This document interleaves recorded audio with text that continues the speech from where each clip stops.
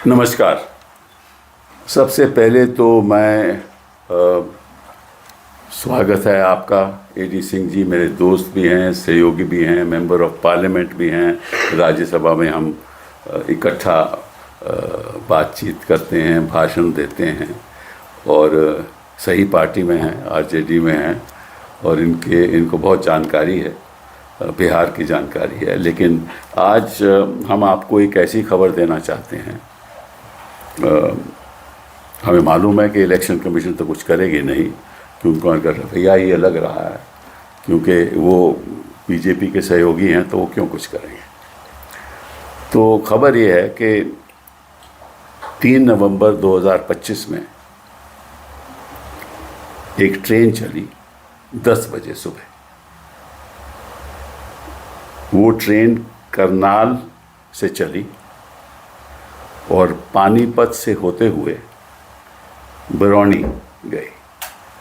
इसमें 1500 लोग थे। ये हमें जानकारी है, मिली है जानकारी। एक और ट्रेन चली 11 बजे उसी दिन 3 नवंबर, वो भी करनाल से चली और वो वाया पटना भागलपुर गई। उसमें भी 1500 लोग थे। ये भी हमें जानकारी मिली है। एक तीसरी ट्रेन चली 3 बजे और एक चौथी ट्रेन चली वो भी 4 बजे, और दोनों वो ट्रेन 3 और 4 की गुरुग्राम से चली और पटना होती हुई भागलपुर गई। तो इन 2 ट्रेन में लगभग 3000 लोग थे। तो अगर आपको गिनती करिए चारों ट्रेनों की, तो लगभग समझ लीजिए कि 6,000 लोग थे। तो 6,000 लोग, ये अब सवाल ये उठता है कि ये लोग चुनाव में, या तो ऐसा है कि भाई केवल हरियाणा में ही स्पेशल ट्रेन चलने की ज़रूरत है कि क्योंकि ये 6,000 लोग बिहार से हैं, तो वहाँ जाकर निश्चित रूप से वोट करेंगे। या तो ये है या इनको भेजा गया है। 2 ही बातें हो सकती है ना। तो अगर तो ये हैं जो जेन्युइन वोटर हैं, फिर तो अपने ट्रेन लेकर खुद जाएंगे, फिर तो उनको ज़रूरत नहीं है कोई स्पेशल ट्रेन की। और अगर वाकई में वहाँ गए हैं, जो करना, जो उनका प्लान है, जिस वजह से वहाँ पहुँचाया गया है, तो आपको भी मालूम है और हमें भी मालूम है। ये धांधलेबाजी तो होती रही है, ठीक है। तो सबसे पहले मैं रेलवे मंत्री जी से, वैष्णव जी से पूछना चाहता हूँ कि भैया वाकई में क्या ये स्पेशल ट्रेन चली या नहीं। इनकी जवाबदेही तो बनती है ना। तो पब्लिकली बताएं, क्या ये स्पेशल ट्रेन चली? और जो मैंने कहा है 10 बजे, 11 बजे, 3 तारीख को, फिर 3 बजे, 4 बजे वहाँ पहुँची। और अगर ये चली तो सरकार ने स्पेशल ट्रेन हरियाणा से क्यों चलाया, जब छठ में तो चला नहीं पाए, यहाँ ट्रेन चला रहे हैं, ठीक है। और अगर वाकई में चली तो किस लिए? अगर तो ये जेन्युइन वोटर हैं तो उनके लिए तो स्पेशल ट्रेन की ज़रूरत नहीं है। अगर जेन्युइन वोटर नहीं है तो फिर काहे का आपने स्पेशल ट्रेन चलवाई? कुछ छत्ता माहौल तो ख़त्म हो गया। ये सवाल तो रेलवे मंत्री जी बताएंगे ना, हमें अवगत करेंगे कि सही क्या बात है, नहीं है। दूसरी बात कि अगर 6,000 लोग वहाँ पहुँच गए, वो कई जगह पे उतरे होंगे, तो ये भी जानकारी रेलवे मंत्री को होगी कि कितने लोग पटना में उतरे, कितने लोग भागलपुर गए, उनकी जानकारी होगी ना। कितने लोग पानीपत से आए, क्योंकि चली तो ट्रेन वहाँ से करनाल से, कितने तो पानीपत से कितने लोग वहाँ से चढ़े उसमें, और कितने लोग गुरुग्राम जो ट्रेन चल रही थी, कितने लोग वहाँ से चढ़े और कितने लोग पटना से, फिर पटना के बाद वो भागलपुर गए। तो ये जानकारी भी उनको होगी।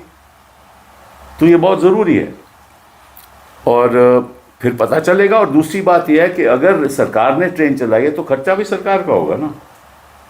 तो अगर सरकार का खर्चा है और स्पेशल ट्रेन हरियाणा में चल रही है, जो वहाँ वोटर नहीं है तो खर्चा किस लिए भाई? ये भी जानकारी मिलनी चाहिए। कपिल जी, मैं कुछ बोलूं? आपने 1 मिनट में ख़त्म करके फिर आपको मैं आगे करूँगा कि बोलिए। दूसरी बात, तो अगर खर्चा सरकार नहीं कर रही तो कोई ट्रेन बुक भी हो रही है, तो क्या ये बुकिंग किसने की? कोई पॉलिटिकल पार्टी ने की, इनके सहयोगियों ने की, जेडीयू ने की या भाजपा ने? मुझे नहीं मालूम, वो ये भी बताएंगे। और कुछ और बातें एडी सिंह जी आपको बताएंगे, दोबारा फिर मैं इसको आगे चालू करेंगे।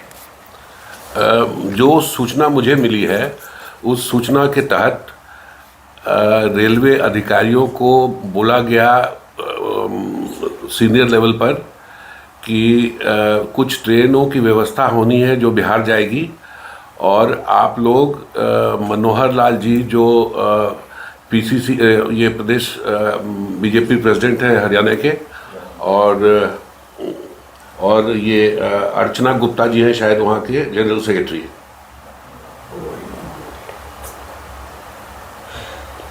इनसे ये लोग से आप कोऑर्डिनेट कर लीजिए। और जहाँ तक फर्दर ये मैं बोलना चाहता हूँ कि इस ट्रेन के भाड़े का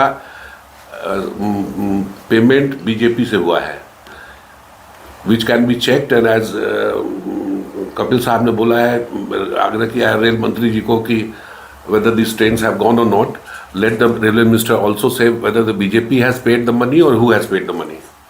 I think हाँ, मतलब कि ये जानकारी तो जनता को मिलनी चाहिए ना, क्योंकि इलेक्शन कमीशन तो मांगेगा नहीं, क्योंकि वो दयालु लोग हैं ना, वो मतलब कि उनका जो मानसिक जो रवैया है वो अलग किस्म का। मनोहर लाल बोला, मनोहर लाल प्रेसिडेंट नहीं, मोहन लाल, एक मिनट, हाँ ठीक है ना। अच्छा, दूसरी बात, ये तो बात हो गई। दूसरी बात ये, हाँ, दूसरी बात ये है कि ये अब लोग 6000 वहाँ घूम रहे हैं ना, पहले फेज तो हो गया, तो फिर दूसरा फेज में भी मतलब कि अपनी कलाकारी दिखाएंगे। कलाकार है ना, भाजपा भी कलाकार, वोटर भी कलाकार, इस किस्म के वोटर भी कलाकार, ये कलाकारी दिखाएंगे दूसरे फेज में। तो इनको कहीं ठहराया भी होगा, पहुंचे हैं तो निश्चित रूप से ठहराएंगे भी, खाना वाना खिलवाएंगे भी। और अगर 3 तारीख को पहुंच गए हैं तो 4, 5, 6 मतदान हुआ ना 6 तारीख को, फिर 7, 8, 9, 10, 11। Basically, they are professional voters who will move from constituency to constituency on a particular day.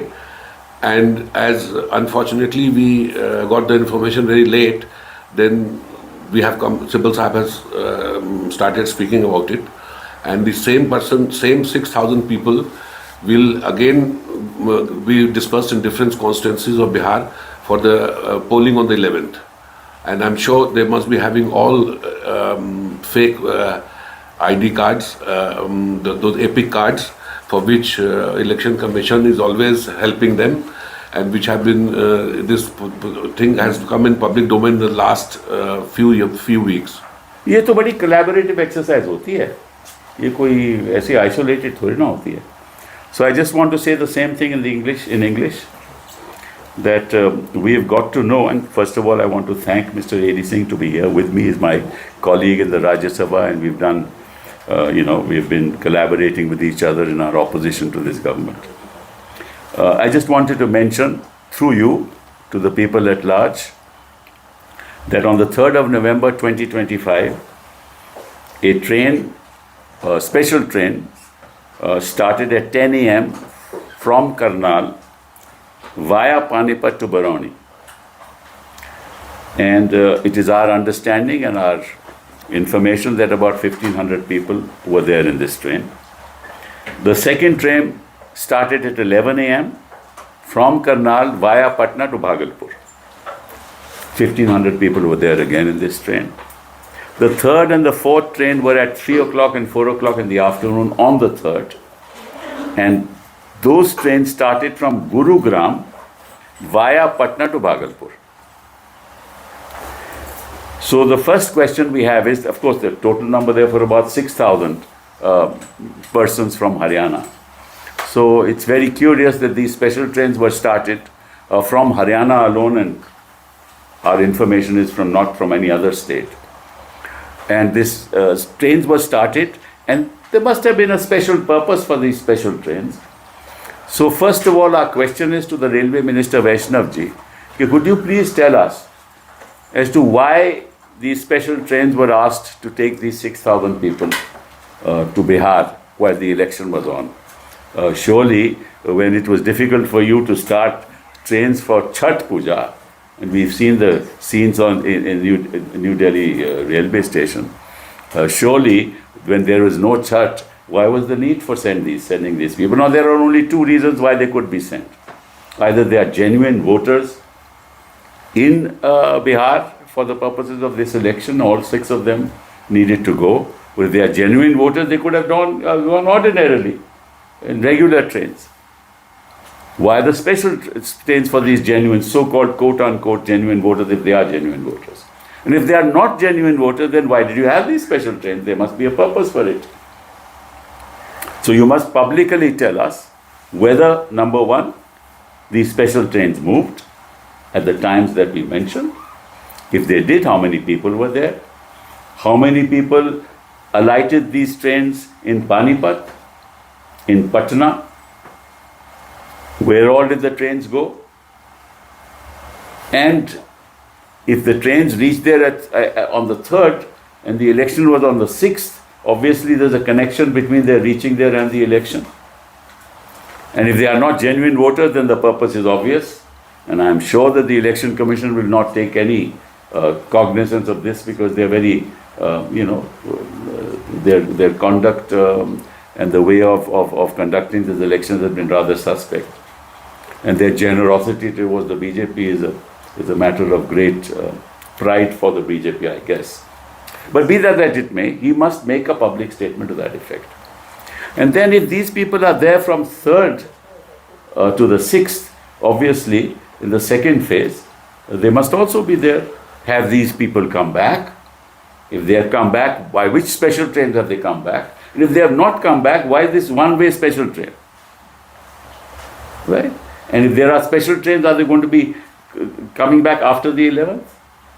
All these questions need to be answered by the Railway Minister, because I don't think the Election Commission is going to do anything about it. And some other information my colleague will give to you. I'll just repeat what I've said, that certain officials of the railway, Northern Railway people were told by some higher-ups that some trains have to be arranged to be sent to Bihar on the 3rd. And they were supposed to contact Mr. Mohan Lal, State President of the BJP Haryana, and Dr. Archana Gupta, who is the General Secretary there. And the railway officials have been ordered that these two people will coordinate, and they have to follow instructions. And I also have come to the knowledge that the payment for this special trains have been paid by BJP party.